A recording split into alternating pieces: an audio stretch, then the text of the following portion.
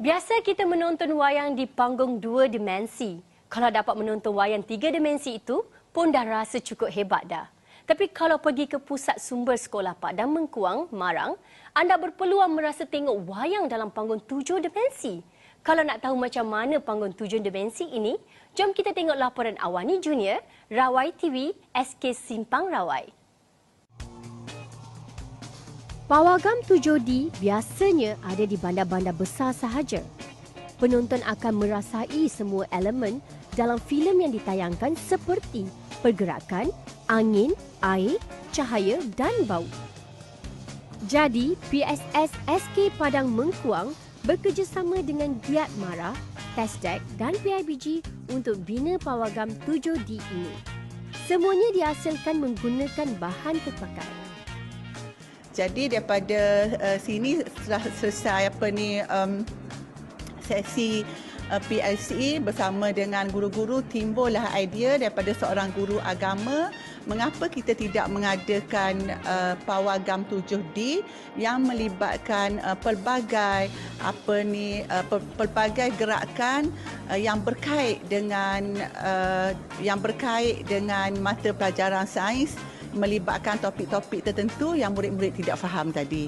Murid-murid dapat belajar dengan secara langsung berkenaan topik tersebut dan melihat sendiri macam mana penggunaannya. Selain itu, Mak seperti ini juga telah dibawa bertanding di tingkat kebangsaan bagi inovasi dan kita telah mendapat tingkat emas lah. Selain pawagam 7D, ada juga panggung wayang yang dibuka untuk murid-murid tonton filem, karaoke dan untuk tujuan pembelajaran. Memang best tu sini sebab boleh tengok cerita, boleh masuk dalam, main apa semua tu, boleh santai-santai kat sini. Saya selaku wakil daripada Pusat Kegiatan Guru Bukit Payung menyokong sepenuhnya usaha yang dilakukan oleh Sekolah Padang Mengkuang dalam mewujudkan suasana PDP yang lebih kondusif. Mungkin sekolah lain juga boleh rancang untuk buat panggung sendiri bagi tingkat mutu pengajaran dan pembelajaran.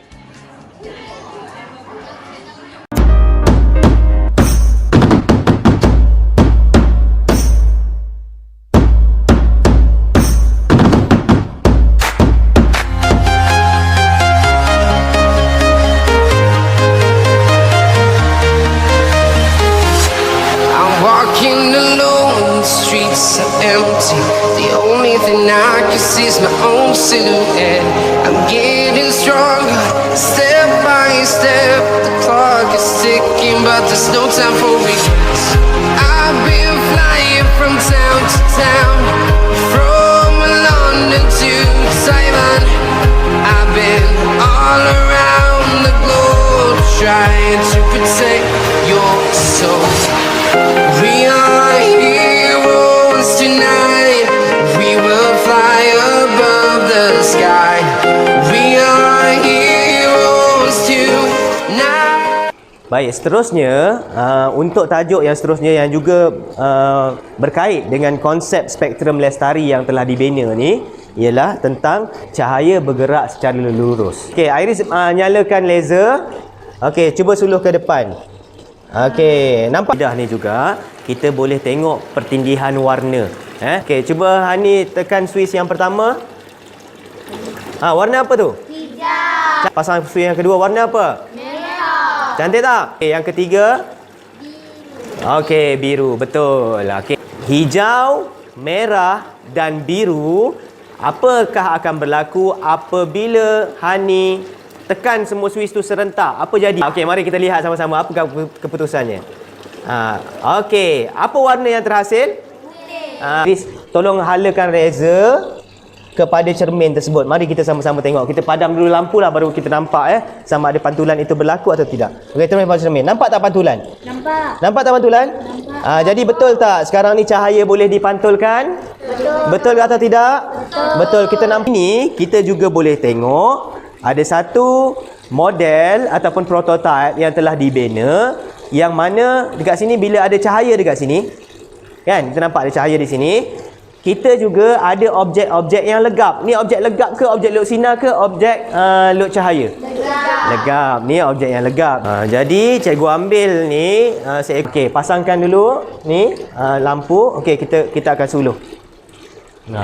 Okey, sekarang pantulan yang terjadi dekat atas sana dan dia telah serakkan ya. Kita nampak kat sini kita tak nampak. Jadi kita tengok dekat atas. Cuba semua orang tengok atas. Terhasilnya jaluran pelangi. Betul tak? Pertama tentang kipas ni. Ya. Apabila kena angin, apa jadi pada kipas ni? Kipas ni akan berpusing. Betul tak? Jadi bila angin bertiup, tenaga daripada air telah berubah menjadi tenaga. Tenaga apa tu? Yang kat situ tu, yang bergerak tu. Tenaga kinetik. Terhasil, tenaga elektrik yang terhasil berubah menjadi tenaga haba. Akhirnya tenaga haba itu yang menghasilkan tenaga cahaya. Apabila kita masukkan dalam air, cuba Hani masuk dalam air. Okey, apa awak nampak pada pen tersebut?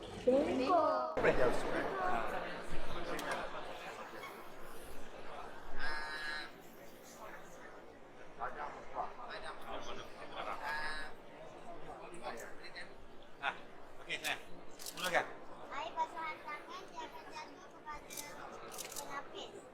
Penapis ini mempunyai banyak lapisan. Batu besar, batu kecil, pasir dan arang.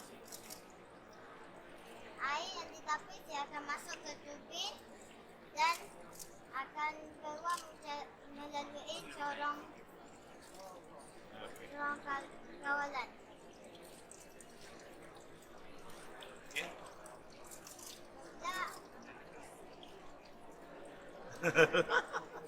Okey, lepas tu dia masuk sini aja.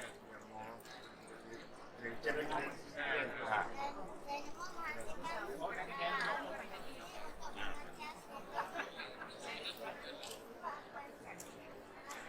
Yang masuk di mulut ni. Oh, ya. Finalist lah. Get like 121 teams. 500 students lah. Yang penting finalist.